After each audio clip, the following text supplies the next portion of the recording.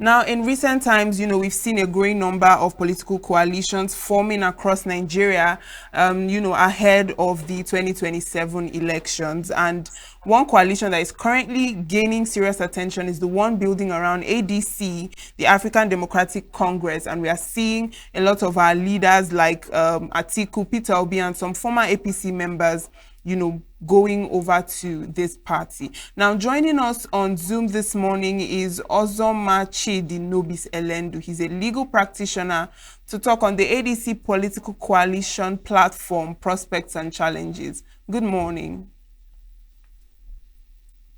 Good morning. Thank you for joining us. Now, before we head to the conversation of the day, which is on coalitions, obviously the nation is mourning the death of our former president, Muhammadu Buhari. How do you feel about that? About the coalition, about the death of our former president. How did you receive the news of his passing? You mean our former tormentor? Is that who you mean? Our former tormentor? May you mention his name, please? Because I don't know the name of the person you're talking about. I said our former president, Muhammadu Buhari. Oh, Muhammadu Buhari. What do I have to say about his death? Where I come from, and also being a knight of the Catholic Church, you don't talk ill of the dead. As far as I'm concerned, even though I'm not supposed to talk ill of the dead, but if I'm asked to talk about the man called, whether it is Muhammadu, or whether it is Muhammadu, or whether it is Muhammad Buhari, I don't know what one is his name now. All I can say about him is that those who die in foreign countries will have to be returned to their country in a cargo. And that can only be because they refuse to do what they ought to have done when they were alive and lording it over their people. Buhari died in faraway London. He died in a hospital or in a private hotel. I don't know where he died. I don't care to know anyway. This is a man, or this was a man, who refused to build any hospital in his country, only to go and die in a foreign land. Rather than pass through the immigration while he was coming back home. But can you please sit up so that we can see you properly? Oh, sorry, my dear. How do I sit up now? Are you seeing me properly now? Yes, you're okay now. Thank you. You can continue. Is that okay? Okay. Seriously speaking now, Buhari can only be remembered for one thing. I remember him as the man who loved his cattle more than he loved human beings. I remember him as a man who sponsored terrorism against his own country in the name of cattle herdsman.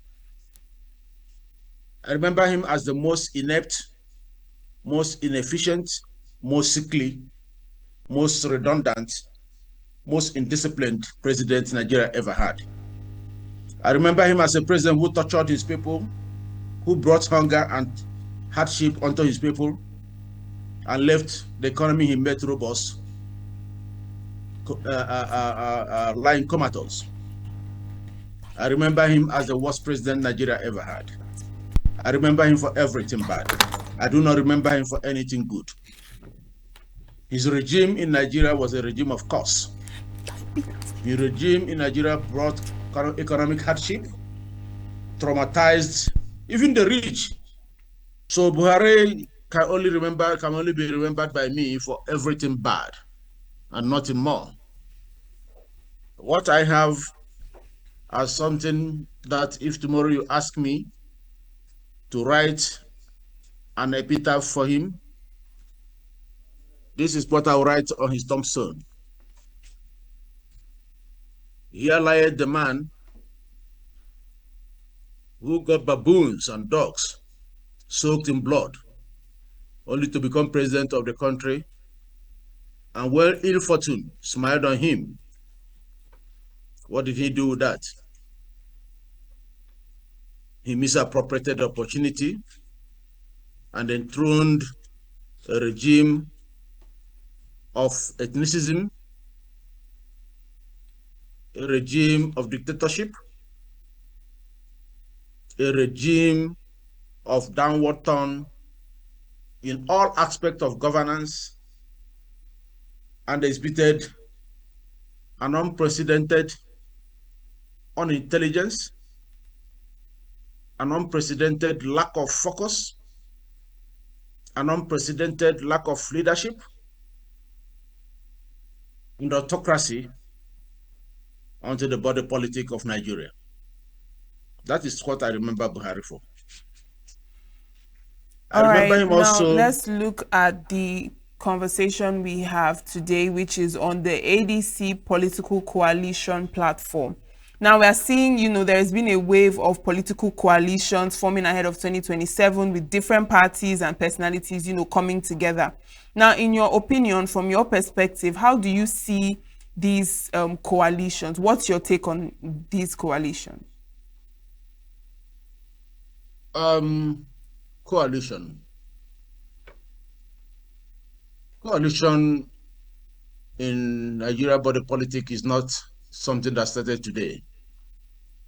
It has some historic antecedents way back in history, right from the days of NCNC and NPC, UPN and NPP, and AD and APP, and then SCN, NPP, and CPC. The last is what gave birth to what we call today APC. And today we're having an amalgamation of other parties. The Labour, as represented by Peter Obi, the PDP, as represented by Atiku Abubakar, the APC, as represented by El Rufai and Malami, and also that is a segment of a part of CPC, and so many other people from all sorts of minor parties who are now coalescing into what you call the ADC. ADC was a party that was chaired by one Raphael Mosu from my place. I remember him. He started from Apuga. He started from ANPP, and then ended up in ADC. Today, he has offered ADC as a platform for the coalition. There's nothing wrong with coalition. I think it's a very good, it's a welcome development. But what we'll be thinking of is, what are their goals? What are their objectives? How are they going to manage their differences? Difference in ideology, personal ambition of the various characters that are now coalescing to become what you call ADC coalition. All right, I but think now that we're is seeing, all I can say about the introduction to political that. space is changing really fast. We have Atiku and Peter Obi, who are the two major people or personalities, ahead of the 2027 election, joining the ADC. Now, how big of a change would you say this is for, the politics in Nigeria at the moment? How big of a change could that be? If you talk about P2B, I can see a change. If you talk about Atiku, I do not see any change. And that is stating it mildly. All my years as a political student, in fact, all my years as a political practitioner, until I retired in 2015, I've always known Atiku as a serial political chameleon. I've always known him as someone who embezzles and misappropriates opportunities entrusted onto his shoulders. I remember him contesting under the flagship of PDP in those days, and then being refused by Obasanjo to go on because of his antecedents, and he joining what it called then ACN. And Tinubu, the president of the country, the man I always regard as the best politician in Nigeria, offered him the platform of ACN to run for the presidency. What did he do with it? He couldn't fly. He couldn't fly. My people, the Igbos, supported him fully. But what did he get from that? Failure. He failed. In 2011, he also went for the same office, and he was offered the platform, and he failed. 2015, same thing, he failed. 2019, he failed. 2023, he failed. Today, he destroyed PDP out of personal aggrandizement. He does not reckon with what they call zoning. And in spite of all the support my people has given him in the past, all his life, my people have always supported him. But what did he do when it came to the turn of the Igbo man to become the president of the country or the representative of his party? He went and grabbed it. And what did he do? He came to my place to say that it is only through him that the Igbo man can become president of this country. What an insult.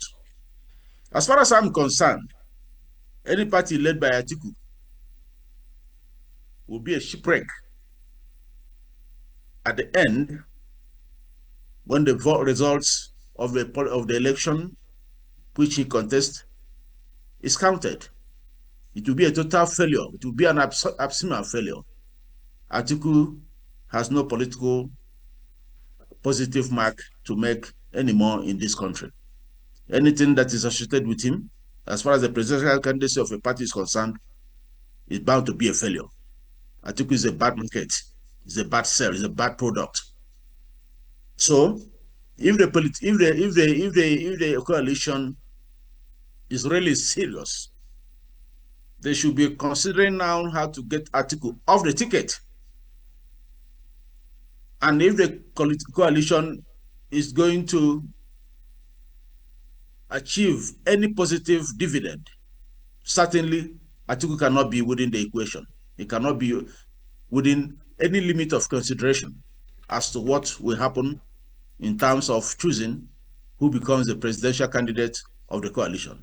Now, that brings me to P2B. P2B is the only phase of the coalition that has something positive to offer. The rest are selfish individuals who have ruined the country. And I can start with Rufai. Rufai is one of the people in this country who I actually do not understand what he really wants and who really he is. The accidental civil servant is not really an accidental civil servant, but an accidental selfish servant. Accidental betrayal. He betrayed Atiku. He betrayed Obasanjo. Only Tinubu and himself know what the issue between them are, but it's unfortunate that he was rejected as a ministerial appointment. So, what he is preaching today, I do not know, but it's not someone I can rely on. So it's not a face that you put on the label of any product for sale. It's not. All right, now we're what he has seeing done to the that Christians. Atiku wants to contest And also Obi is also looking at contesting, and obviously Obi's supporters don't want him to some sort of play second fiddle or become the vice president instead of becoming the president. So now, do you think that this coalition, this ADC, will be able to agree on one candidate, or do you think this might cause some sort of trouble, ahead of the elections?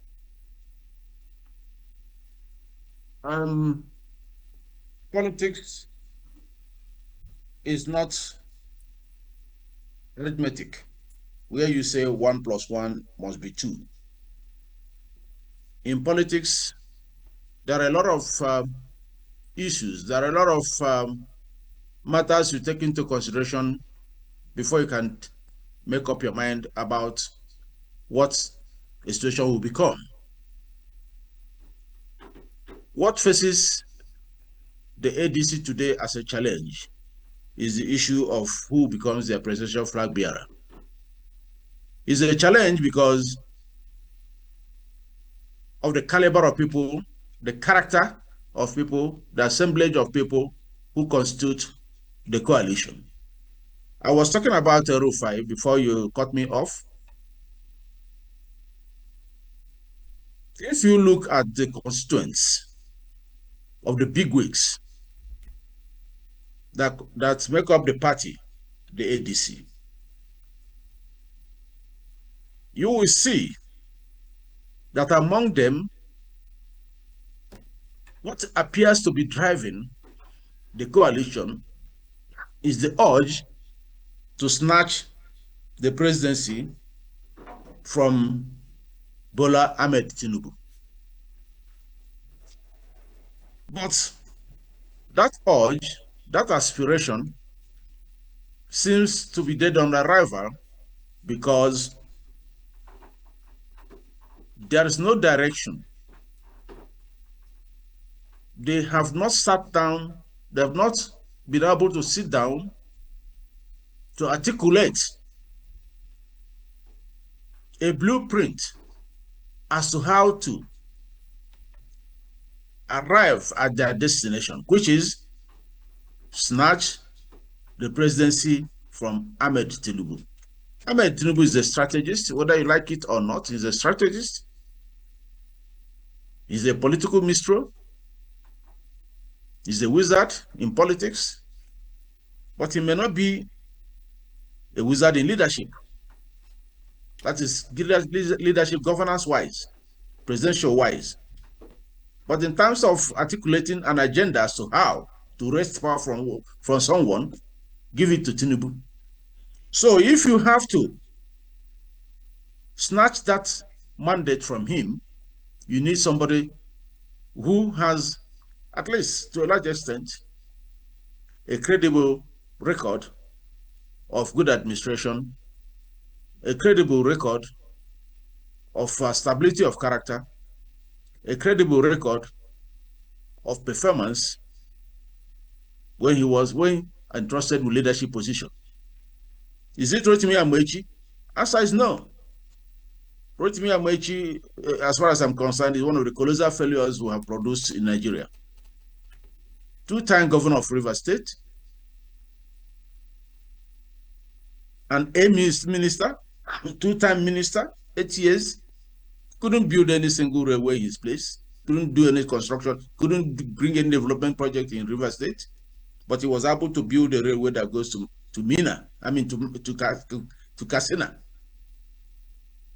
He was able to build a gas pipeline that runs from Rivers State to Katsina and Maradi in Niger Republic. He does not even know whether he's from Ikwere or whether he's from Igbo. Doesn't know where he belongs. Is that the one you want to make president? The man who Wike trashed left, right, center, blue, black, and chased him out of River State. Even as an minister, he couldn't win River State for APC. Is he the one that is going to win the River State for ADC? Answer is no. So mark him out. He's off the mark. He's not worthy of consideration. His name will not yield any result, any dividend. If he couldn't yield any dividend for APC when he was at the helm of affairs, Is it now that he's nobody? He's a nobody. He's outside the game. Is it Atiku, who I've already analyzed? So the only option you have, and the only thing that makes the ADC tick today is P2B. P2B can win any election with or without a political party. Anytime, any day, P2B can win. He has shown us example of what he can do when he defeated Tinubu in Lagos. And we all know that Tinubu claims to be the owner of Lagos. He claims to be the one who built Lagos, even though we know it's a lie from the pit of hell. But P2B defeated him in Lagos with his governor sitting. P2B defeated him in Abuja with the president sitting. So there's no basis of comparison. The only face of the coalition is Peter Obi. Anything short of that, I'll tell you the truth. If the ADC makes the mistake of not giving Peter Obi the presidential ticket, just know that the ADC is dead on arrival. The only thing that will make ADC, the coalition, to work, the coalition to register an impact in any election in this country is Peter Obi, and nothing more.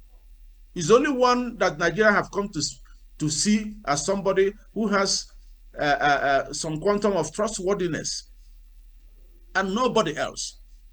He's the only one you can rely on. He's the only one who can turn this country around. He's the only one who has the masterpiece, master class in terms of manifesto, in terms of ideas, in terms of direction, in terms of policy. Peter Obi, he introduced production against consumption it is now a mantra. Even Tinubu is now using it, borrowing it from him without even giving credit to the source. Production against consumption. That is the bane of the country. This is a country that only consumes without producing anything. And we have plenty of everything you can talk of. I was telling someone the other day, I was in Mozambique. I said, please, is there anywhere I can buy corn and pear? The only thing I want to eat is corn and pear. They said, what is pear? What is pear? They don't know what pear is. I went to a place called Eswatini, or the former Swaziland. I told them, look, I want to eat okwa. In my place, they call it aho, breadfruit. They don't know what it is. Nigeria is blessed with all sorts of things you can ever think of. All sorts of plants, all sorts of agricultural products, all sorts of minerals. The only country in the world that's blessed with every aspect of thing God created is Nigeria.